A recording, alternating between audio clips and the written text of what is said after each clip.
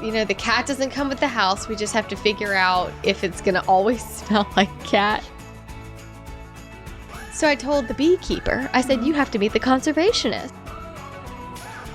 That's fine. I'm just going to make you paint it if you ever call me to sell it. So you do you. Look, there's so much room for the activities. So much room.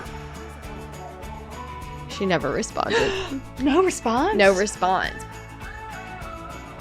Like, it's poker. I don't want them to know what I'm holding, okay? Hi, y'all. Welcome to Hustle Humbly. It's Alyssa and Katie, and we are two top producing realtors in the Baton Rouge market. We work for two different companies where we should be competitors, but we have chosen community over competition. The goal of our podcast is to encourage you to find your own way in business. So stop comparing yourself and start embracing your strengths. Hi, Alyssa. Hey, Katie. It is episode 155. Okay. Poker face. Keeping your opinion to yourself. Yes, managing your personal opinions. Perfect. Perfecto. Before we dive deep into that, do you want to The flip report. Flip report. So the AC was supposed to be done this week. The ceilings are open. It's ready for new ductwork. Okay. And the AC company was like, can we please move you to next week? I was like, why? And they were like, it's so hot and people's ACs are going out everywhere. Mm-hmm. And yours is like an inside job only. We don't have to do anything outside, and it's supposed to rain next week, and it would just be really helpful. Okay. I said, fine. So I just told my contractor, like, there's plenty of else to do. Right. So let's just get to working on it. Okay. So that's delayed. We think we have figured out the bathroom layout. Oh, really? So I think you're going to walk into the master and it'll be like a quick left, like a little foyer Okay. into the master. Mm-hmm. On the other side of that little wall will be a little skinny double door leading to your bathroom. Okay. We're going to go with a tub shower combo. Okay. But you'll have a lot of space in this bathroom. Okay. Double vanity? Double vanity where it's two closets now. Mm-hmm. One of the old closets where it is will be the double vanity. Okay. The other closet's fine. And you have plenty of room for like dressers or whatever. So I think we have figured it out. Love it. So there's a buyer I have that I know. This again? I know. We literally just went through this. I know. And then you started making decisions thinking about that. I know. Well, now I have this buyer. Here's what made me really think about her. It's, first of all, exactly her criteria. Okay, fair.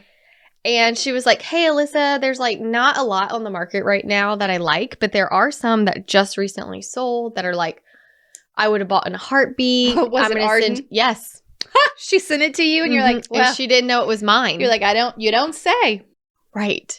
How about that house one street over? Yeah. And so you told her? No. It's not far enough along. So I showed her houses yesterday and we didn't like any of them. And it also only confirmed my decision that like this house is going to be just fine. Because if these people are asking this for what they were offering. Sure, but to be fair, you didn't make an offer on any of those. No. But one of them emailed me and was like, hey, girl, we just got an offer. And I was like, what? I was shocked. Like, how did that house get an offer? So, I don't know. Well, I would like it to be a little further along. Okay. At least have ceilings. Please. Ceilings would be good. Yeah, that'd be great. Great. So that's where we are right now. Okay, but the yard's all mowed, and is Celia baking you goods and coming over? Yeah. There's still yard work to be done. Okay. But it is much better. Yeah, we still got to just remove a lot of overgrown bushes that have turned into trees. Oh, right. Yeah. Okay. Do you have an inkling of when it'll be done? Not yet. Okay. I feel like it's going really fast. Okay. But then that could stop at any moment. Like you could be delayed. Sure. For something. Did you have to do any like early? I know you didn't need windows on this one. There's like 5 windows that weren't replaced, but my contractor's like, I can just get those from Home Depot. Great. Like we don't need to order way in advance. To a whole house of windows. So as far as construction goes, are there any things like appliances that you're having to order further out than like the first time? Things are getting more normal. And this one, since they had done the kitchen, it has appliances. we are going to put in a refrigerator because it's like a smaller hole for a fridge. So Okay. it needs a certain fridge. So we're just going to put it there. But my contractor was like like, that. I get that from Houston for you. Really? Thank you. Perfect. See. Secret contractor we do not share the name of. Okay. That's it? That's it. Do. We'll see. Okay, See how it bye. goes. All right. Okay, so what do we want to say about managing your opinions? Well, I feel like we've touched on this a few different ways before. Like we've talked about making sure that we are the buffer Yes. in the transaction Yes. where we're not oversharing about the sellers to the buyers or your clients to the agents. But I mean, I've even had situations where clients bought a house that I did not like. Oh, yes, many times. And it's important that you share your concerns about resale. right. Like, look, I know this doesn't bother you, but Right. for resale, it Yeah. could. And you know what's interesting? There are some clients that chose anyway to buy it. Like you Mhm. say your piece and that's all you can do. You let it be. And then once Yeah. they've made their decision, you celebrate with them. Sure. Like, great, you're happy. I'm That's all happy. that matters. And then like they have called me like years later to list and I'm like, oh no. Like, I don't want to. I don't want to. And then it flies off the shelf to some you're other like, person just like fine. them. Well, you know what? It's so funny you say that. I always do say this. If you wanted to buy it, it usually means there's at least one other person out there that has that same, criteria, vibe, whatever, is willing to look past the same whatever it is. Yeah. Of course, that is definitely inventory dependent. Sure. In a high inventory market, maybe something you didn't bother you and you were okay with looking past is maybe a problem. But in a Mhm. low inventory market, it just doesn't matter. Right. They're like, we'll take it. It's fine. We can't get everything we want. Yeah. Who needs right? a closet anyway? Right. We'll just do it. I think the important part of managing your personal opinions or managing, it's all about communication. Mhm. Everything that I wrote down for notes and thought about, it's all about what did you choose to communicate? But like my opinion of the style of a house, most importantly, is not important. Right. Like I don't like stained cabinets. Sorry. Who cares? I don't. Yeah. But if my buyer does, great. This is a kitchen. It's a perfect layout. I just don't focus on things that I don't like. Yeah. But it doesn't matter to them. But tell me if you learned the hard way, because I did. Early on, when you go into a showing and you open the door and you're like, oh, this place is a dump, right? Or like this wallpaper is hideous, or this carpet is awful, or these stained cherry colored cabinets are like the worst thing I've ever seen. Then you say, oh, yikes, I don't know about these cabinets. And they're like, oh, I love them. And you're like, oh, yeah, me too. You're like, Me right. too. Yeah, that's great. And then you just like foot in mouth. So I've just learned very early on to not really address the house at all until someone gives me an indication of how they feel. Right. You speak first and then I'll follow suit. Yeah. Like if if I can't read them, I'll be like, so what are you thinking? Like literally they have to be the first one to tell me. Like I cannot be like, this is a great house or this is a terrible house. Mm-hmm. I have to at least hear what is their initial reaction. Yeah. If you don't know what their reaction is, you can affect it in the wrong direction. Definitely. Good or bad, right? Like You could influence their decision. yeah, you have to hear what their first impression was. Mm-hmm. So I got some stats for you Oh. on first impressions. Oh, good. Because I feel like that's the most important thing when you're doing showings, right? When you're working with the buyer, what is the first impression of a home? But here are some first impression stats, person to person. Okay. So let's just say you're meeting you're meeting a buyer or seller for the first time. Are you ready? Do Yeah. you know how many seconds it takes for people to have an impression of who you are? 3.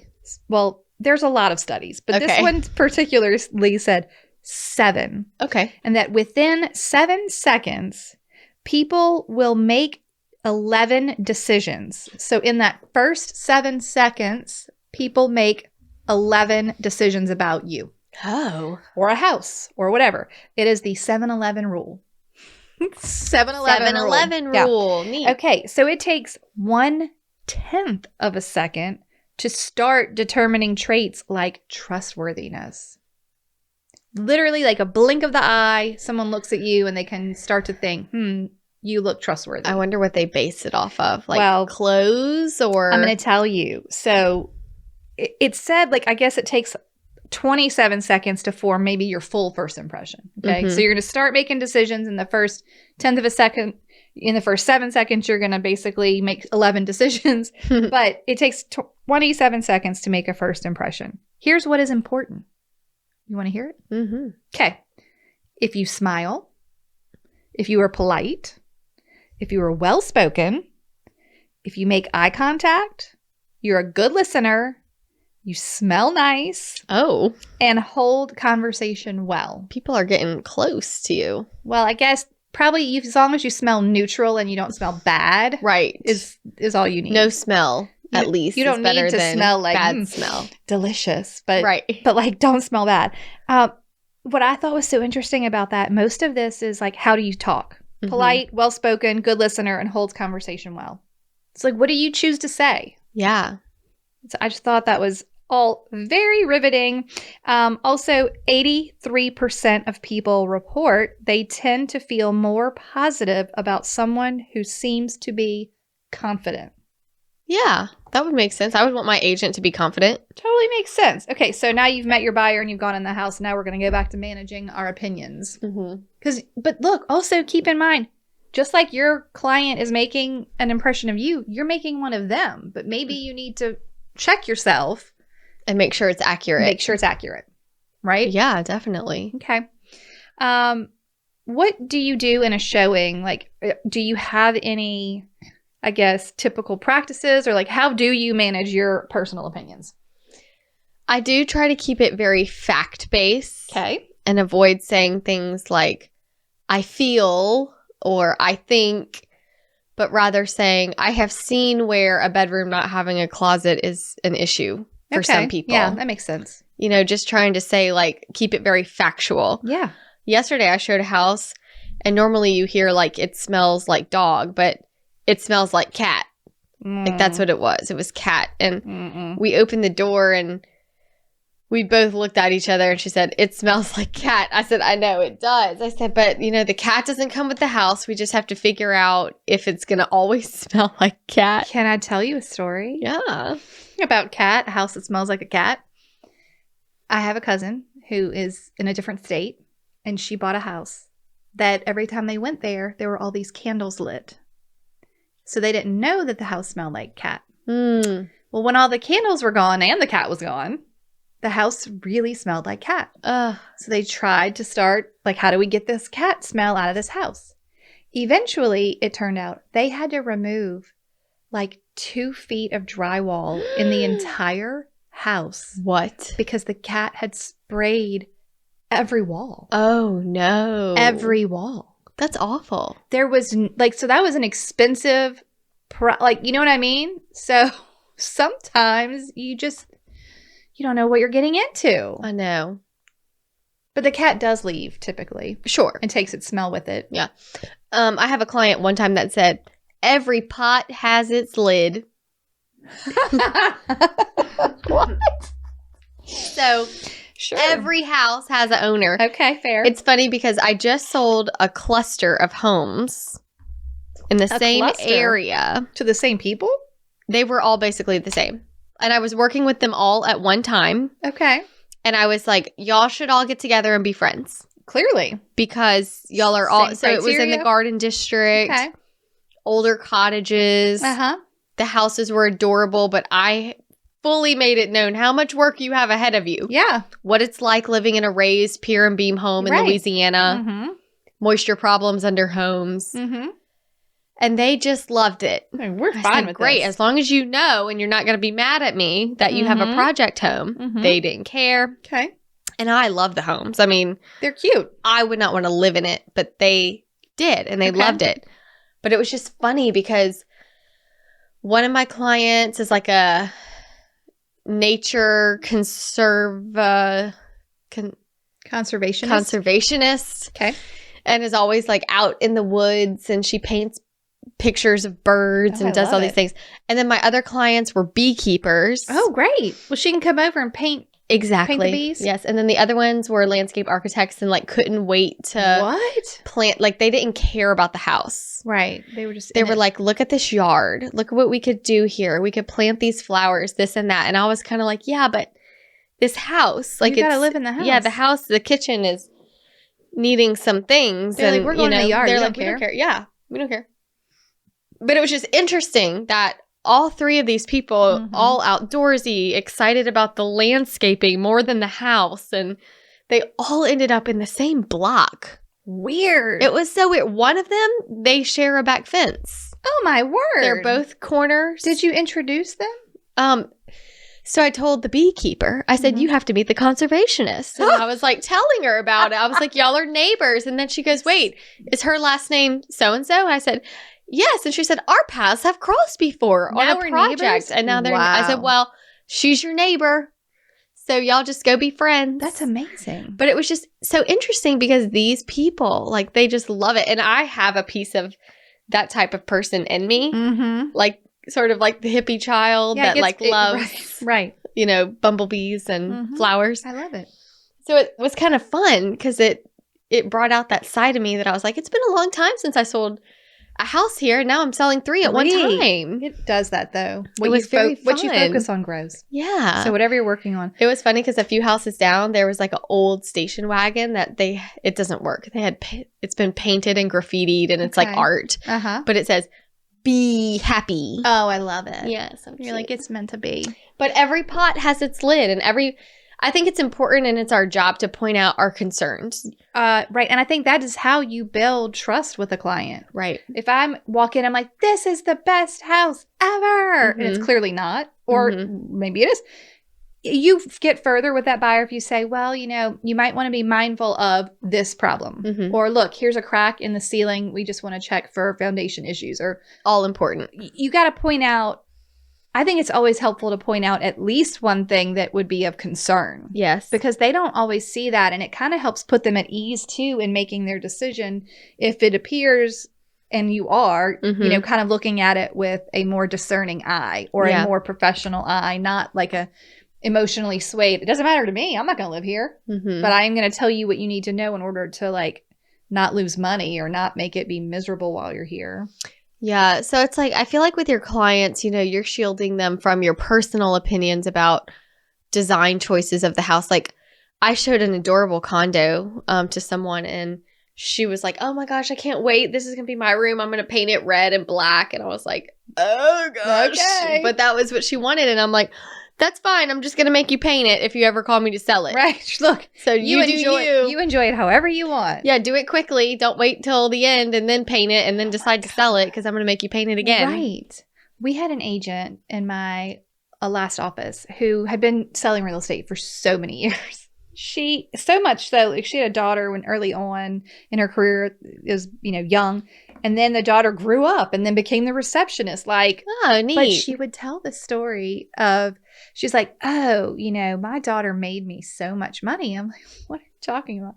She said, I would just because like I had her with me, I couldn't always like get childcare.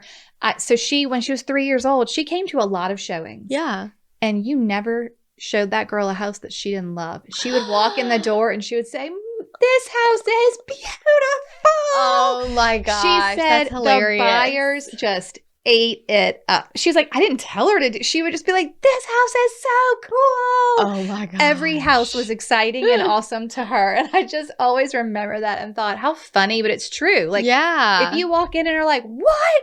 This place how is cool. so great. What if you like walked into like a total dump yeah. and it stunk? And what if you walked in and were like, I love it.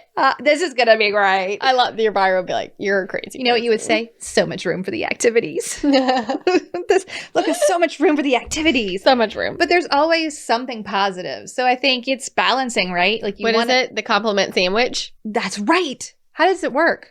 It is kind of, oh, I love all the space in here.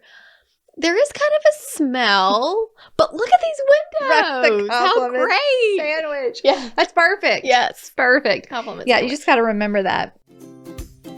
Hey, Alyssa. Hey, Katie. What do we mention almost every episode?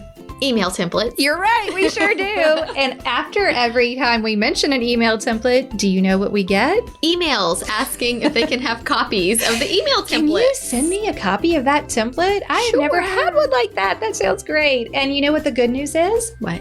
You can get all of our email templates from our course, Email Templates 101. Tell the people about it. Our course has all of the email templates you would need to send to your buyers and your sellers and your clients that are buying and selling at the same time Exactly. to get through every step of the transaction and giving them information that they need for where they are in the transaction. It's great because you never forget to tell them something. Yes, and we've already done all the work for you. Yeah. We wrote them and Yeah. you can personalize them Yes. and just feel organized knowing that you have all the information where it needs to be. And if you purchase Email Templates 101, you do get lifetime access. So occasionally we like to go in and make updates based on the market, or if we find a new best practice, and we put that right into the template and you get that updated straight away. It just goes straight to your course. Yep.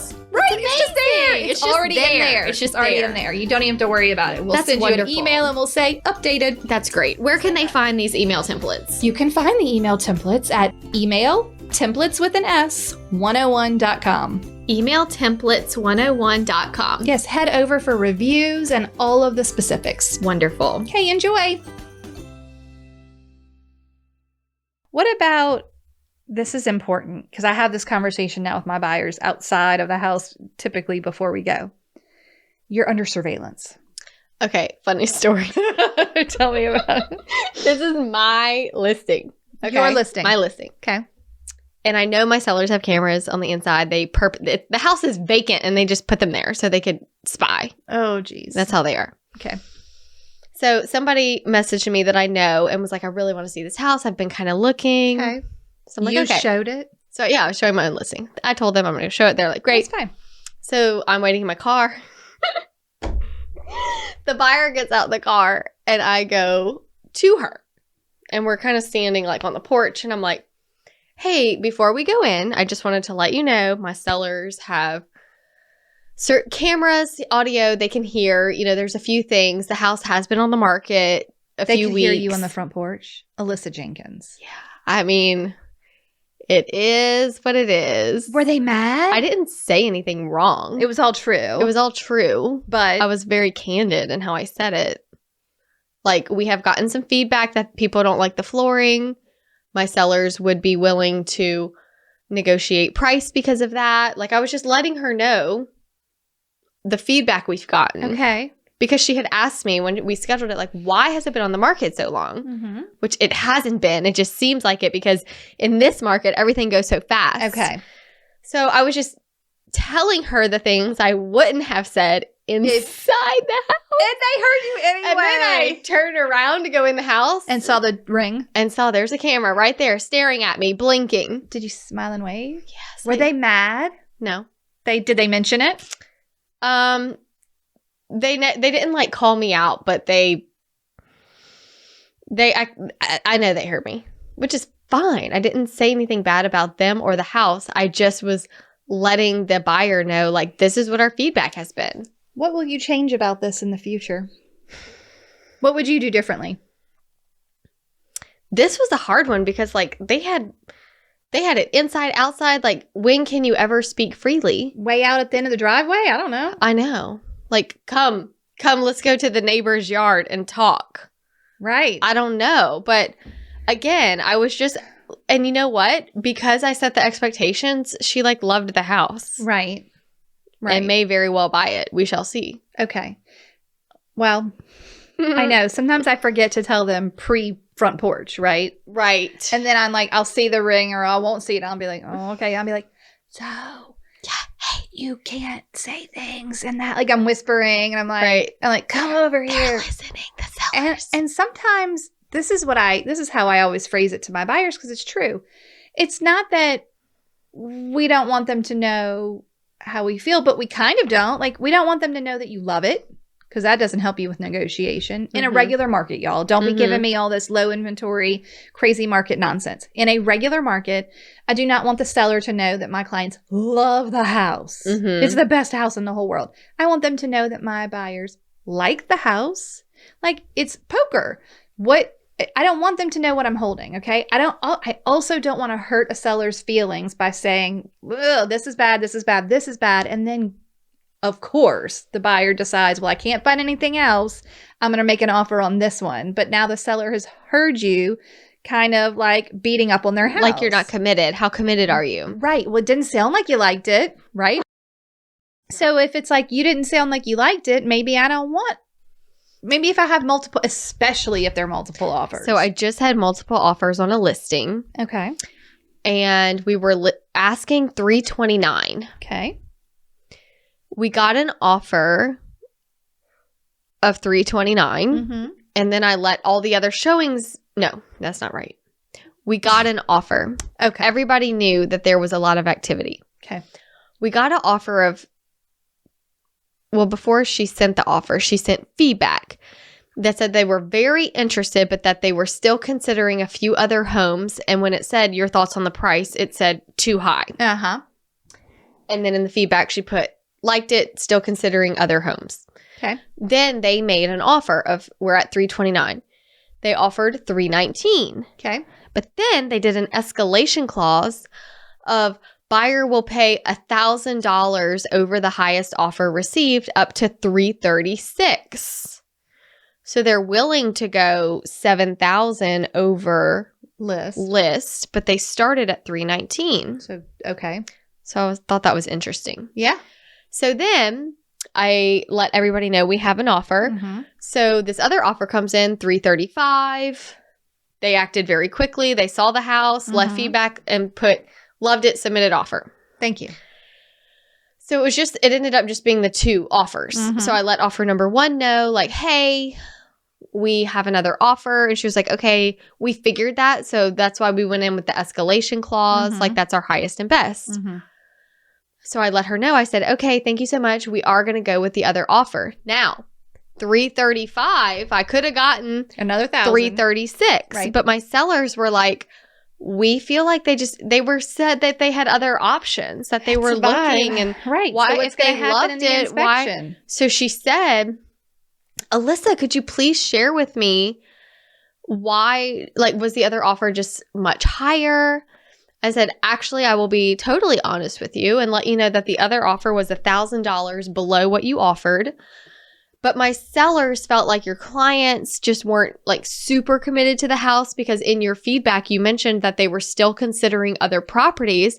And while you had an escalation clause, you still came in $10,000 under list price. Mm-hmm. The whole thing just made them feel that the other buyers were more committed. Right. She never responded. No response? No response. But I felt like she needed to know. Well, right. That like you try to leave feedback to maybe play a little bit of hardball and maybe set the stage for negotiation. This is why we've talked about feedback and how we try not to send it if we're going to write an offer. Right. Like wait until you know for sure one way or the other. Yes. It's because the feedback doesn't matter. Because like if I know my clients, feedback is an offer. Yes. If I like it, right? Yes. And if they don't like it, I'm going to leave you good feedback. Yeah. My seller was concerned about the carpet or the foundation or the windows or the house Right. smelled like cat. I will let you know if we're not interested. But if you're going to make an offer, your feedback better not have anything negative in it. Right. It needs to be kind of vanilla. Mm-hmm. Okay. I had a situation years ago with multiple offers. I think 5 or 6, in fact. You won. Oh, Sealand. Good news. You won.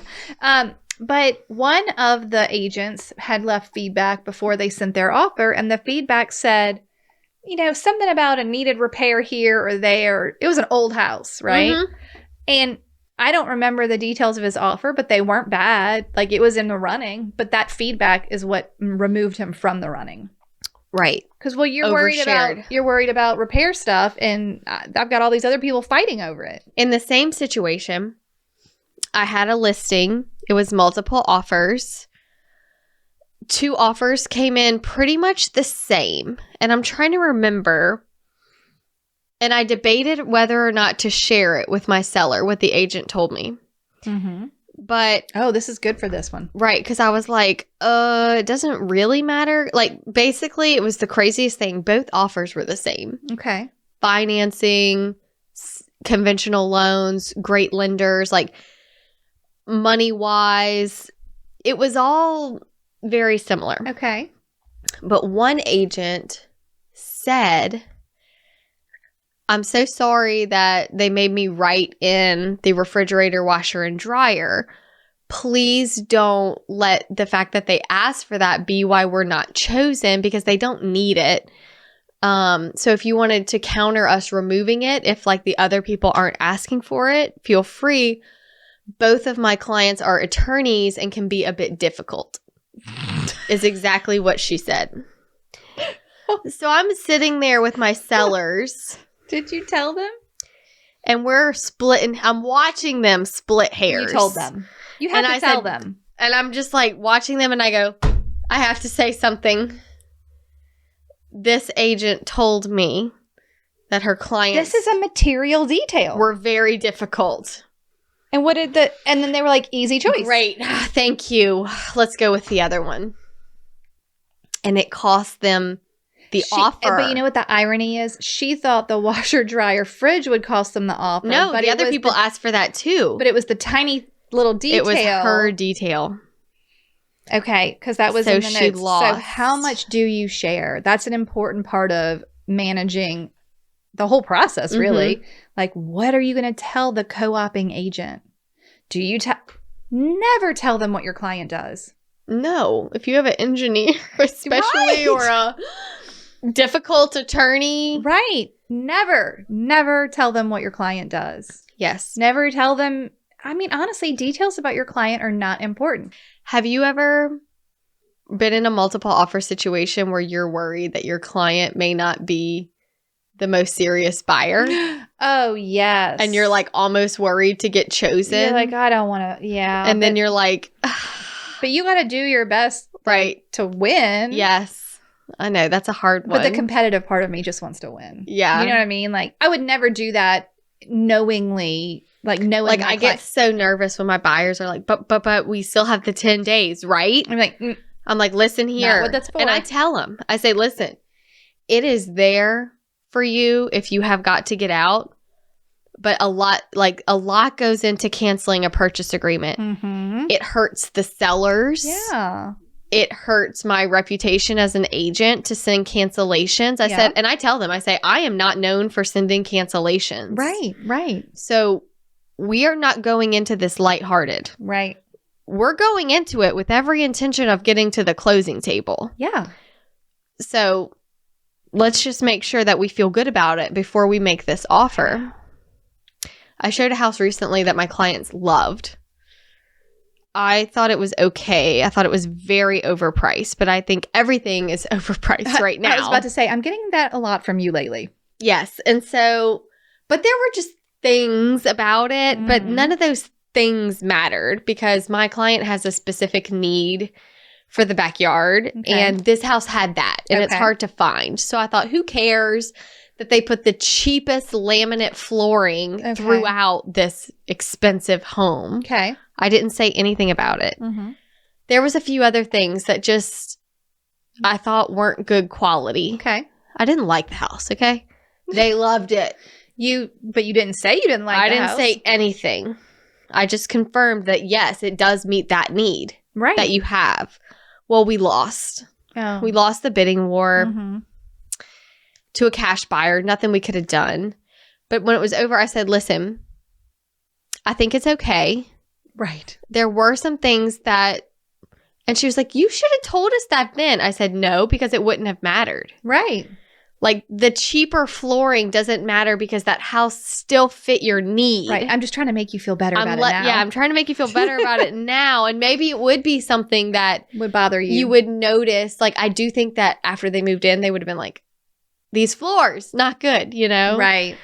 I said, but now when we walk through houses, like maybe there are certain things that you would notice more than just being blinded by the fact that this house fits your need. Right.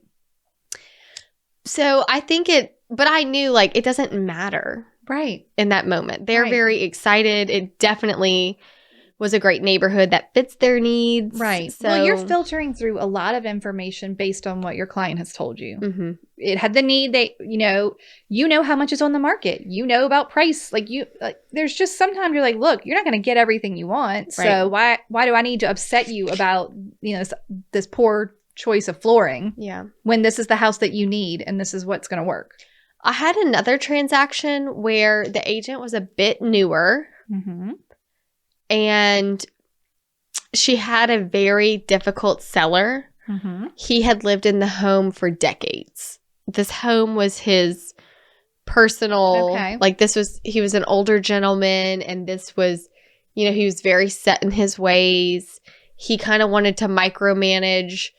She was having a hard time getting him out of the house for showings. Oh, no. Because he wanted to, be there. Mm-hmm. And I thought she did a great job of letting me know what she was going through and why. Okay. Without being unprofessional. Right. She was like, listen, I'm only telling you this because he told me he's leaving for your showing. Okay. If for some reason he's there, please call me. So I'm thinking, okay. What's he going to do? And he wasn't there. And I didn't say anything to my clients about it. Yeah. Well, we ended up buying it, my clients. And so he did not want to leave for the home inspection. Oh, right. He wanted to be present. Mm-hmm. He was being very difficult. He was not providing keys for things that we needed keys for the inspection because he couldn't be there.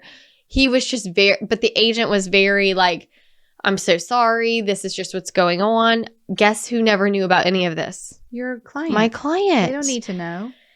And so there were some other things that happened that I'd never told my clients. But in my brain, I'm like, this seller is just a piece of work. Right. But they didn't need to know that. They didn't need to know that. They needed to just be excited about the house and not have a negative vibe. Right. So you had an opinion of the seller. I did. But they had no clue what it was. None. Nobody needed to know. The other agent didn't need to know. Your client, your buyer didn't need to know. You just got to hold it all in. I held it, and they stayed nothing but excited. Right. About the house. Right. They never once thought anything.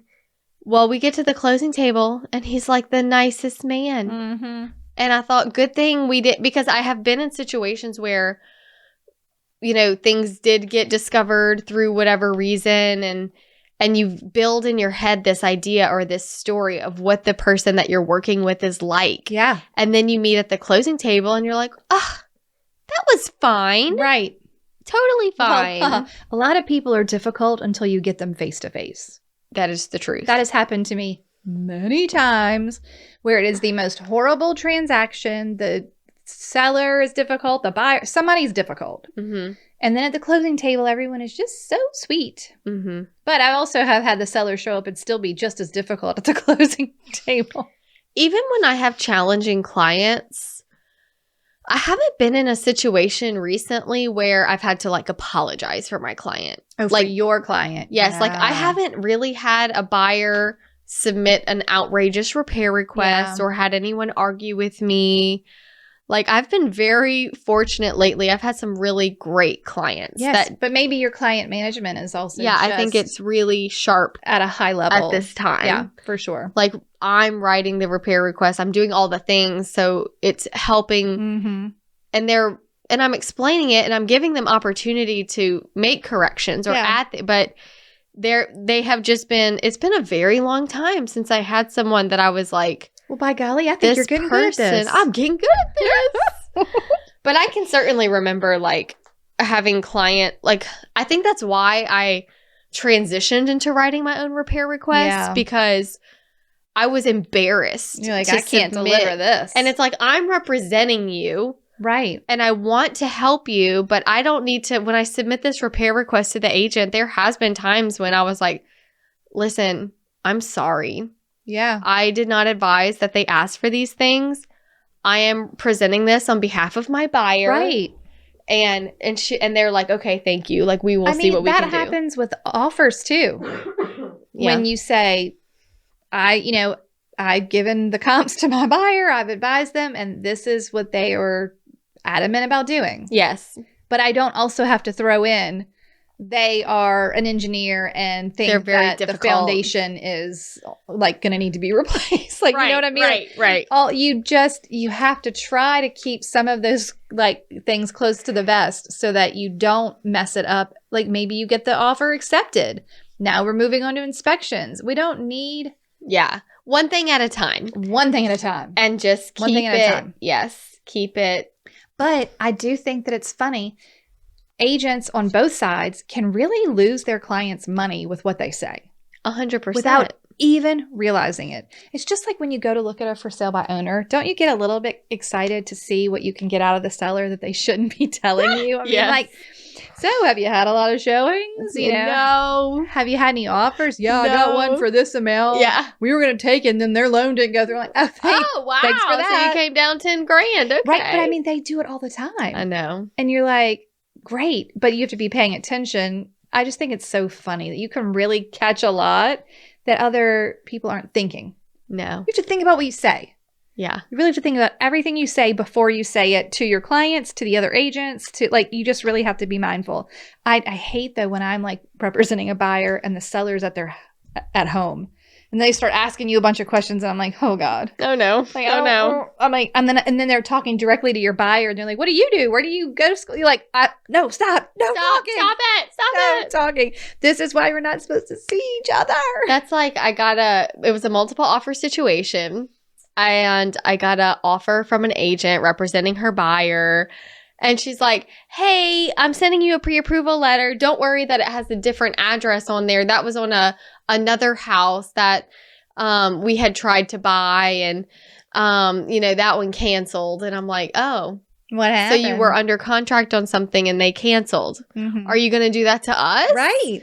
And maybe not, but it let me know these are buyers that have canceled before. They know that's on the table. They know that's on the table. I mean, everybody kind of knows, but like they took it. They did it. So are you going to do it to us? Like they have a problem with commitment. Yeah, that's how Right. it made me feel. That's the thing. If someone was like, "Oh, well, here's their lender letter," but they're still shopping lenders. Like Yes. I'm like, "Oh, Here's the thing. It's hard agent to agent chatter yeah, because we're friends. right." And sometimes I do think you have to know who you're talking to. You have to know the relationship. I just think that I have to put on my goggles that say, if I'm talking about a transaction that my client is involved in, I have to look at it through that lens. Mhm. Like I have to protect them. I have to share, whether I'm friends with the other agent or not. Yes. I can only share So the much. same as if I wasn't, like I just try to remove that friendship out of it. Yeah. Because you can't And just stick to serve facts of everyone yeah. fairly if you start, oh, right. But I've been on the other side of that where maybe the other agent on the other side is a friend and they start telling me those things that they shouldn't be telling me. right. What do I do with that? I'm still representing my client, not yours. Right. So it's hard. Sorry, YouTube, coughing in your face. That's okay. Okay, what about the last little note I had on managing your personal opinions was more about, because a lot of this is about communication, but managing what you share about your personal life. So, like I think we get close to our buyers or maybe sometimes more than our sellers, or just kind of depends on the situation. Like, I don't know that it's necessary or helpful for you to be like, well, this weekend I'm going to be doing X, Y, and Z, or I've got to go.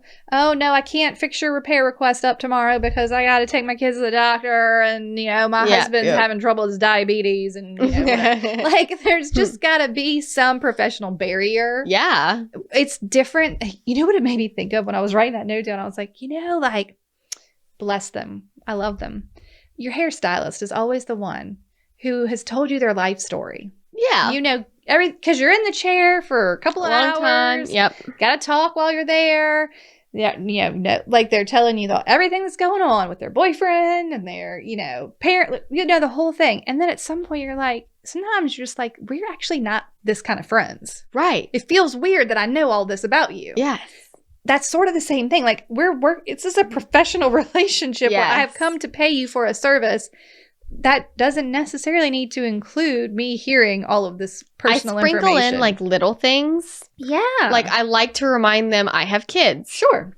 So I might say, hey, I'm actually headed to swimming lessons with the kids, but as soon as that's over, I'll get this to you. Yeah. Like a reminder, I think that's fine. a little reminder that I'm human. Sort of like a boundary reminder. Yes, a boundary reminder that I'm human, that I'm, have Mm-hmm. family and we have family dinner Right. and we do family things. I think it's just, there's just got to be limits yeah. on everything, because that's how your job ends up bleeding into every minute of your life. But like if I have a hair appointment, I'm going to say, I have an appointment at that time. Right. They don't need to know when I get my hair done or No. what I'm doing with No. my time. Like, that's all me. No, this morning we were recording and I had a seller call me and then text and was like, can we talk? And then I responded with, sorry, I was in an appointment. I can talk Sure, now. yes. The appointment was podcast recording. It doesn't matter. Yeah, that's what I'm doing. I was in my appointment. But that's why I like staggering out vacations. Mm-hmm. Like, as a realtor, we could take a vacation every other month if we Sure. wanted.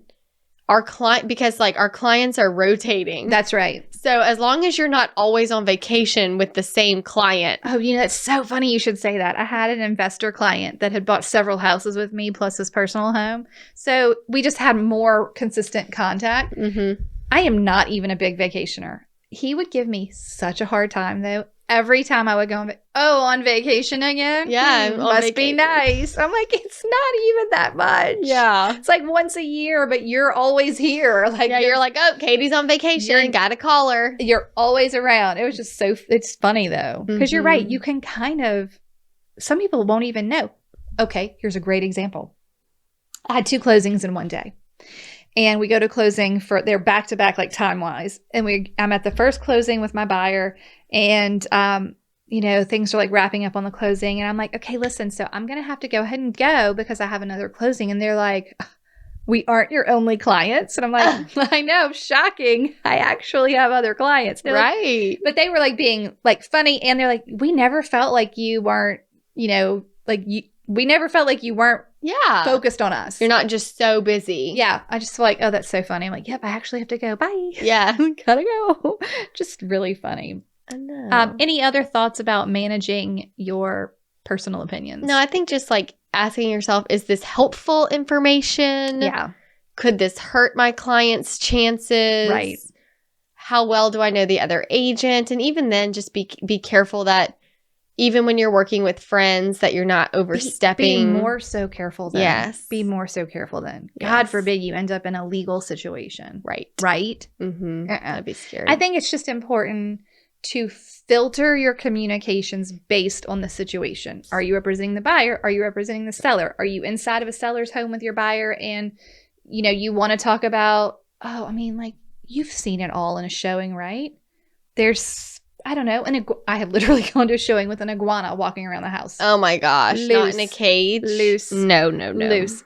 But you wouldn't be, what if you're being recorded and they see you, like touching the iguana?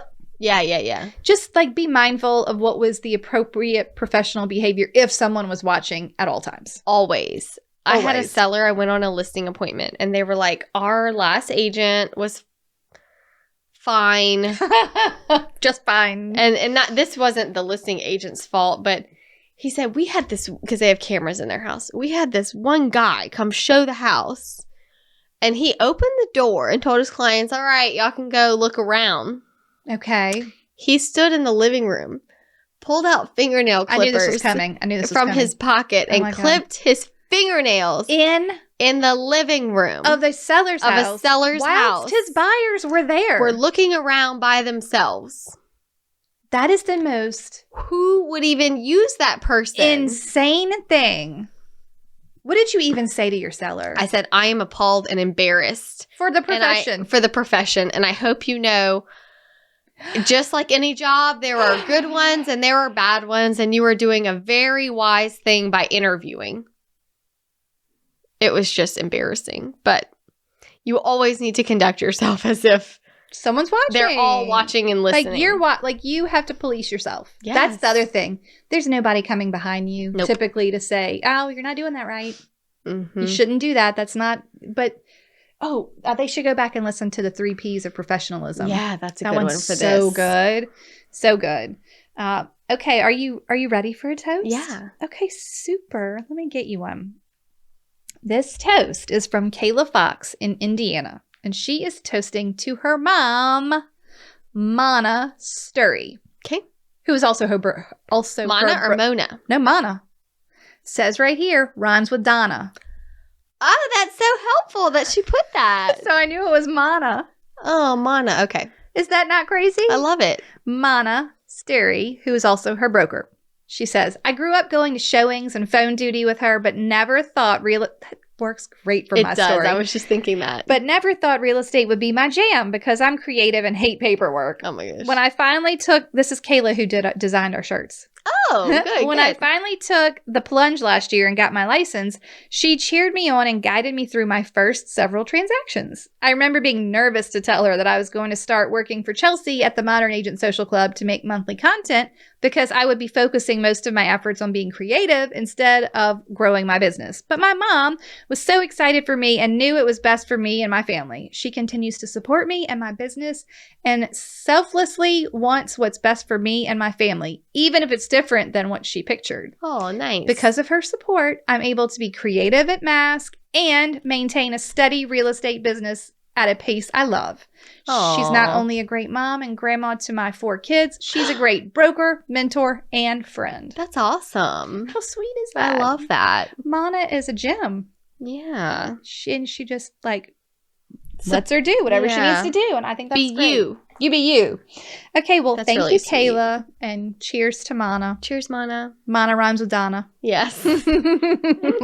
And we will talk to you all later. Okay, bye. Goodbye. Thank you so much for tuning in to the Hustle Humbly podcast. Let us know who we should toast to for the next episode. Be sure to follow us on Facebook and Instagram at Hustle Humbly Podcast. If you have an episode, topic, or question, please email us at hustlehumblypodcast@gmail.com. Be sure to subscribe to the podcast and leave a review. See you next week. Bye. This is the good life.